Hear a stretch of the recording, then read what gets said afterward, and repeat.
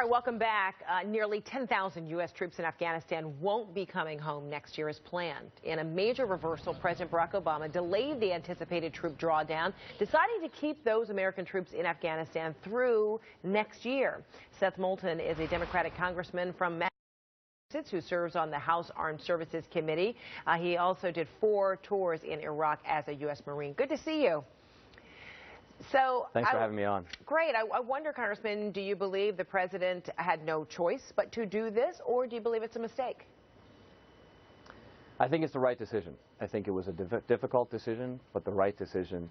And the most important thing is we cannot repeat the same mistake we made in Iraq, where just 5 years after we triumphantly brought the last troops home, we've had to send the troops back again to quell the chaos. But at the same time, are you now seeing then parallels between Iraq and Afghanistan in the making? Well, I'll tell you, that's my concern. And when the commander in Afghanistan, General John Campbell, came and testified before the House Armed Services Committee last week, this was the subject of my questions. I said, how are we going to make sure that we don't repeat the same mistakes that we made in Iraq? And I think it really boils down to 2 things. The first is we've got to bring the troops out when conditions on the ground warrant, not based on some arbitrary timeline.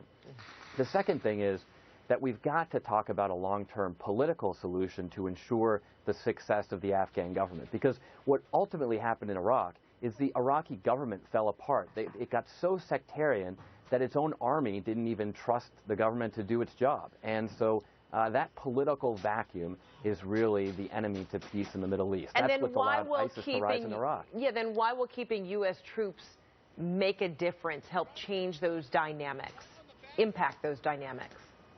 Well, the point is that it's both things. You know, we have to maintain some degree of security to help the Afghan government do its job. But what concerns me about the president's announcement is that he really just talked about the military presence and not about what he's going to do to ensure the continued political success of the Afghan government. I mean, let's not forget, it was a political vacuum in Iraq that allowed the rise of ISIS, and it was a political vacuum in Afghanistan in 2001 that allowed the base of terrorist camps that ultimately resulted in September 11th. Wouldn't this administration or any other administration worry that if the U.S. were so hands-on in the forming or the reinforcing of a government, then there would be, global outrage of, the U.S. overreaching, imposing itself on other countries? That's a great question, and of course you have to strike that balance.